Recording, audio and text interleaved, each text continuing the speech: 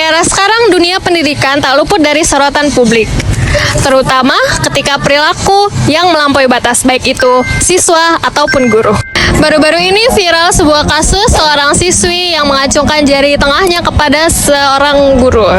Hal ini justru banyak menimbulkan reaksi seperti marah, kecewa, dan prihatin. Dalam video ini, kami akan membahas kasus tersebut untuk memahami akar permasalahannya melalui sudut pandang psikologi pendidikan. Salah satu tokoh penting dalam psikologi pendidikan. Menurutnya, perilaku manusia dan cara berpikir manusia dipengaruhi oleh interaksi sosial dan budaya yang berada di sekitarnya. Artinya, anak belajar tidak sendirian.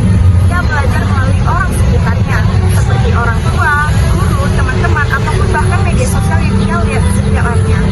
Vygotsky juga menekankan bahwa manusia belajar dari hubungan sosial terlebih dahulu, baru hingga akhirnya masuk ke dalam dirinya. Proses inilah yang disebut namanya internalisasi. Di dalam internalisasi ini, singkatnya, bagaimana cara berpikir manusia dan cara nilai-nilai yang ada di lingkungannya masuk hingga menjadi kepribadian diri dia sendiri. Contohnya, kalau seorang siswa sering melihat teman-temannya menertawakan guru atau bersikap kasar tanpa mendapatkan teguran, lama-kelamaan ia bisa meniru hal itu.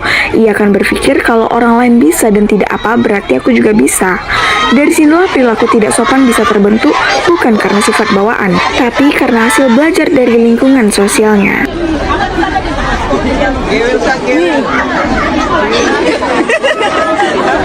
Berkaitan dengan kasus bullying yang ada di sekolah, yaitu siswa yang mengacungkan jari tengah kepada gurunya.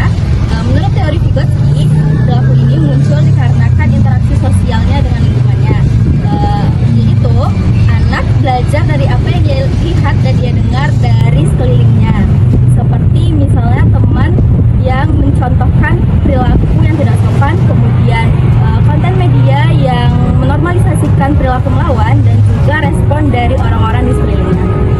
Menurut Vygotsky, pembelajaran terbentuk lewat interaksi sosial. Ketika lingkungan justru menertawakan dan guru memilih diam, anak belajar bahwa perilaku itu boleh dilakukan. Padahal, guru seharusnya menjadi scaffolding, yaitu pembimbing moral yang menuntun siswa memahami mana yang pantas dan tidak. Dalam konsep zona perkembangan proksimal, siswa sebenarnya masih belajar menyesuaikan diri dengan aturan sosial.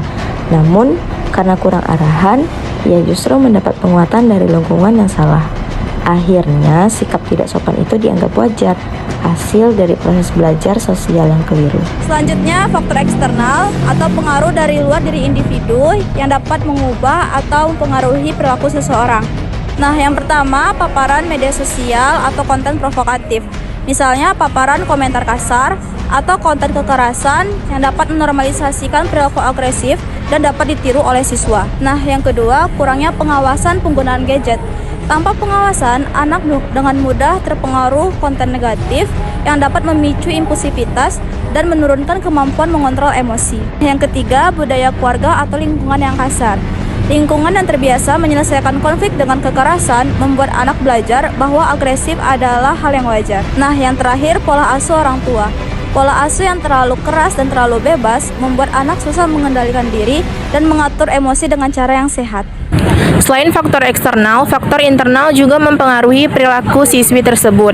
Faktor internal sendiri merupakan penyebab yang berasal dari dalam diri siswi itu sendiri. Contohnya seperti gangguan pada proses berpikir dan intelijensi, yang menyebabkan siswi tersebut kesulitan membedakan mana perilaku yang sesuai dengan norma dan mana perilaku yang menyimpang.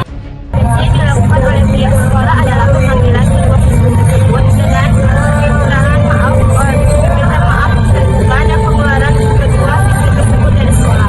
Tindakan ini bertujuan untuk mendisiplinkan dan memberikan efek jerah dari pentingnya pelajaran tentang etika dan ancaman lingkungan pendidikan. Menurut teori Vygotsky, dapat disimpulkan bahwa perilaku tidak sopan kepada guru bukanlah hal yang muncul secara tiba-tiba, melainkan dari proses interaksi sosial yang salah arah.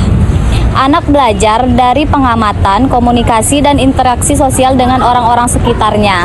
Jika orang-orang sekitarnya tidak memberikan contoh yang positif, maka anak akan keliru dan akan mewajarkan hal tersebut.